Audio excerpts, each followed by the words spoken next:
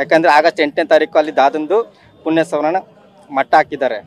Court ಆದೇಶ ಮಾಡ್ತು ಅಂದ್ಬಿಟ್ಟು ಮಟ್ಟ ಹಾಕಿದ್ರು ಮೇಡಮ್. ಕೋರ್ಟ್ ಆದೇಶ ಮಾಡ್ತು, ಓಕೆ, ಆ ಕೋರ್ಟ್ಗೆ ನಾವು ತಲೆ ಬಾಗ್ತೀವಿ, ಇಲ್ಲ ಅಂತಲ್ಲ.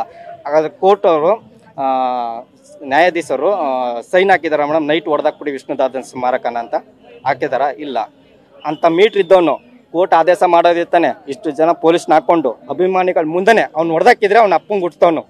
Night ಹೊಡೆದಾಕೋದಲ್ಲ madam. ಅದಕ್ಕೆ ಇನ್ಮೇಲೆ ಆಗಸ್ಟ್ 8ನೇ ತಾರೀಕೆ ವಿಷ್ಣು ಸರ್ ಸ್ಮರಣೆ, ಅಲ್ಲಿ ಪುಣ್ಯ ಸ್ಮರಣೆ ಮಾಡ್ತೀವಿ ಮೇಡಮ್. ಇಷ್ಟು ದಿವಸ ಅದು ಪುಣ್ಯಭೂಮಿಲಿ ವಿಷ್ಣು ಸರ್ ತುಂಬ ನರಳ್ತಾ ಇದ್ರು ಮೇಡಮ್. ಅಭಿಮಾನಿಗಳು ವರ್ಷ ಬಂದು ಯಾವ ಊರಿಂದ ಬಂದು ನಮ್ಮನ್ನ ಉಳಿಸ್ಕೊತಾರೆ ಅಭಿಮಾನಿಗಳು ಅಂತ ಅದೊಂದು ನಂಬಿಕೆ ಇತ್ತು ಮೇಡಮ್ ಆ ಅಪ್ಪಂಗೆ. ಅದನ್ನ ಸರ್ಕಾರ ಹಾಳು ಮಾಡಿಬಿಡ್ತು ಮೇಡಮ್.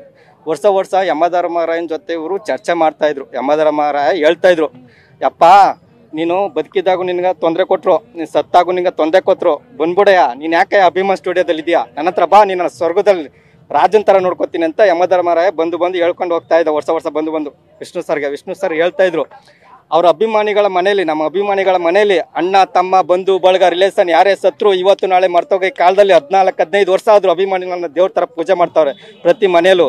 ಅಂಥ ಅಭಿಮಾನಿಗಳನ್ನ ಬಿಟ್ಬಿಟ್ಟು ನಾನು ಎಲ್ಲಿ ಬರಲಿ ಅಂತಂದರು. ಅದು ನೈಟ್ ಮಾಡಿದ್ದು ದೊಡ್ಡ ತಪ್ಪು ಮೇಡಮ್. ಸರ್ಕಾರಕ್ಕೂ ಹೇಳ್ತಾ ಇದ್ದೀವಿ ಮೇಡಮ್, ನಮ್ಮ ದೇಶದಲ್ಲಿ ಬ್ರಿಟಿಷರುಗಳು ಎಲ್ಲೂ ಹೋಗಿಲ್ಲ ಮೇಡಮ್, ಇಲ್ಲೇ ಇದ್ದಾರೆ. ರಾಜಕಾರಣಿಗಳೇ, ವಾಣಿಜ್ಯ ಮಂಡಳಿಗಳೇ ಇವರೇ ಬ್ರಿಟಿಷರು ಮೇಡಮ್. ಅವ್ರು ಎಲ್ಲೂ ಹೋಗಿಲ್ಲ, ಬಿಟ್ಟು ಹೋಗಿಲ್ಲ ಮೇಡಮ್. ಅವ್ರು ಇರೋ ಗಂಟ ನಮ್ಮ ಸರ್ಕಾರ ಇದಾಗಲ್ಲ ಮೇಡಮ್. ಅವ್ರು ಕರ್ನಾಟಕ ರತ್ನ ಕೊಟ್ಟರು, ಕಾಂಗ್ರೆಸ್ ಸರ್ಕಾರ ಕರ್ನಾಟಕ ರತ್ನ ಕೊಟ್ಟರು. ಈ ಪುಣ್ಯಭೂಮಿನ ಕೊಟ್ಬಿಡಿ ನಮಗೆ, ಸಾಯ ಗಂಟ ಅವ್ರನ್ನ ಮರೆಯಲ್ಲ ಮೇಡಮ್. ಈ ಸರ್ಕಾರ ಬಂತು, ವಿಷ್ಣು ಸರ್ ಬರ್ತಡೇ ದಿನ ಕರ್ನಾಟಕ ರತ್ನ ಕೊಡ್ತು, ಪುಣ್ಯಭೂಮಿ ಉಳಿಸ್ಕೊಡ್ತು ಅಂದ್ಬಿಟ್ಟು ನಾವು ಸಾಯ ಗಂಟ ಕಾಂಗ್ರೆಸ್ ಸರ್ಕಾರಕ್ಕೆ ನಾವು ಚಿರನುಡಿ ಆಗಿರ್ತೀವಿ ಮೇಡಮ್.